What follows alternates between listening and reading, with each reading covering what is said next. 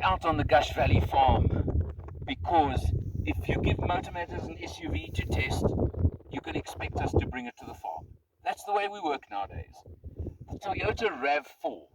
It's a familiar sight. It's been around for quite a while. But of course, this is a special version. Why do I say that?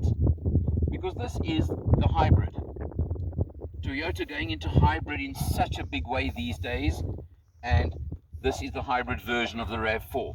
You've got the cladding and the bumper, you've got the cladding around the wheel arches, because this is an SUV. There is an all-wheel drive version available in the standard petrol, but this one is not all-wheel drive, front-wheel drive only, but you can see it's handled the dirt exceptionally well. That's the legend you want to see, where it says hybrid, just to prove it.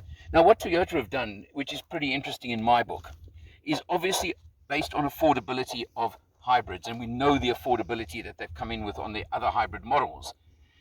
They've brought the RAV hybrid only in the base GX spec. So you're not getting the fancy bits and pieces that you can get on the VX and the other models. But it's still that RAV4 formula. You've still got the nice, good size, medium SUV size body. You've got lots of space in the back seat.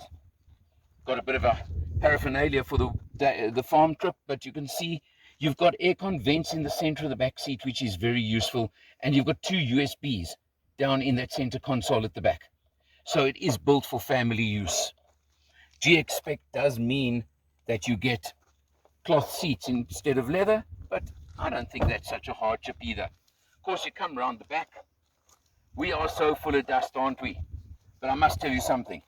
The smoothness on the dirt road in this car was absolutely superb. Pop open the boot. Sorry, you got to do it manually. It doesn't have the auto, but we've got a couple of bags and things here. But look at the size of the boot. This is really a very good size boot. About 500 odd liters of boot space. Plus, of course, you can drop back seats as well if you want to put a load in the back of it.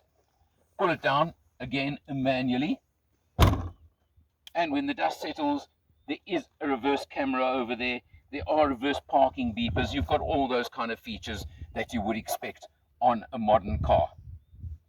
We're going to show you some driving on the dirt road. We're going to show you the interior of the car. But before we do that, let's just talk the engine, because interestingly, they are using the engine, not that they're using in the Corolla and the Corolla Cross for hybrids, but they're using the engine as used in the Lexus IS hybrid. So it's a 2.5 litre 4-cylinder petrol engine with electric assistance, giving you a total of 160 kilowatts and 221 newton meters of torque. So it certainly has got a bit of grunt to it. 160 is not a bad number in a vehicle of this size. And you are using, of course, the standard Toyota CVT automatic gearbox that is ultra smooth. Let's look inside.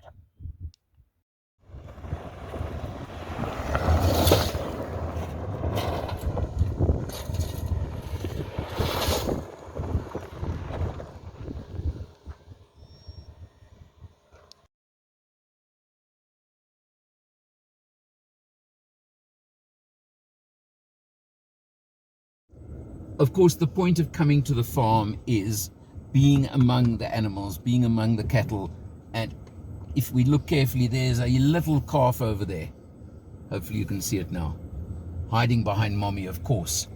But there it is. And this to me is exactly why I love coming out here so much. Because I can be among these animals, among the cattle, driving around. It does depend on the vehicle, obviously. But I'm so impressed by the way this RAV is handled.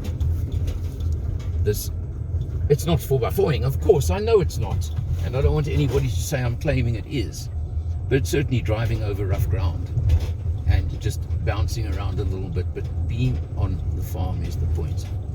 And you can see there's quite a lot of calves around at the moment, so it's that time of the year. And just now we'll find some of the zebras as well. I'm sure they are around.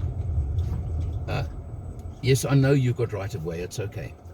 I'll just go around you guys, but they're obviously very inquisitive. I don't think they've seen a RAV4 in a while, and we actually are in electric mode right now, so they're obviously not even hearing us. So we're in stealth mode, and in actual fact, this is exactly why I'm quite sure they're converting so many game viewing vehicles to electric mode these days for exactly this reason, is the stealth mode. And we've just gone into petrol only now again, but you can see it's not phasing these cows at all. They're very, very happy. And let's just go a little bit further and you'll see there's a couple of the zebras I was talking about just now. Of course, zebras tend to be very skittish, so I'm not quite sure how close I can get to them before they decide to run away. But there we go. There's my pals, the zebras. And they seem quite relaxed as well. Obviously, they're quite comfortable with this car. There they go. Now they've had enough. Okay.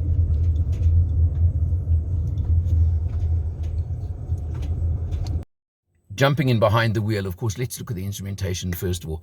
That little green sign there is the one that's important, because that tells you when you're in EV mode. Because in actual fact, the engine is running right now, but of course in EV mode, so you can't hear a thing. Now, we're showing 6.2 liters per 100 right now. We actually got open road trip to the farm showing 5.8, but we've been driving around on the farm for a while now and playing, shall I use that word? So it's gone up to 6.2, but that's still brilliant considering that 2.5 litre engine with 160 kilowatts, isn't it? I'm very happy with that. And I can tell you now, you could do an open road trip definitely under 6 litres per 100. And the beauty of this hybrid is that if you drive it right, your figures are not going to go up much in town usage and in urban usage.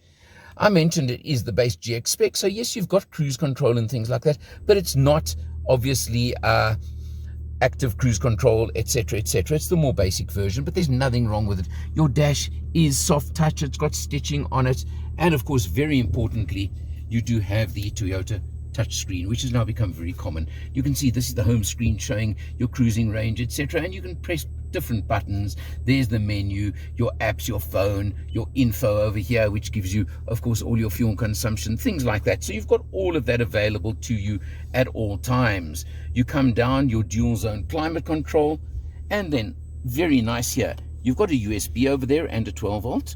You've got an area to hold your phone, which I'm sure in higher spec versions would give you inductive charging. And of course, you've got the gear shift for that CVT gearbox. You've got hill hold, you've got an electronic parking brake. And here, you've even got on the transmission, eco, normal or sport settings. Obviously for different road conditions, different driving conditions. Quite honestly, I left it normal for the whole trip on the open road. I found it more than adequate. That's another crucial button. If you're stuck in traffic, put it into EV mode only, and it will keep you in there for quite a while at least, definitely in bumper-to-bumper traffic, saving lots of fuel. Under my arm, yeah, this armrest I want to show you quickly. I'll pop it open. Look at that, another 2 USB ports.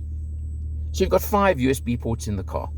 That certainly is plenty connectivity and more than enough for anybody, and I think that's a big factor to me. Well, you've now seen all the features. I mentioned, for example,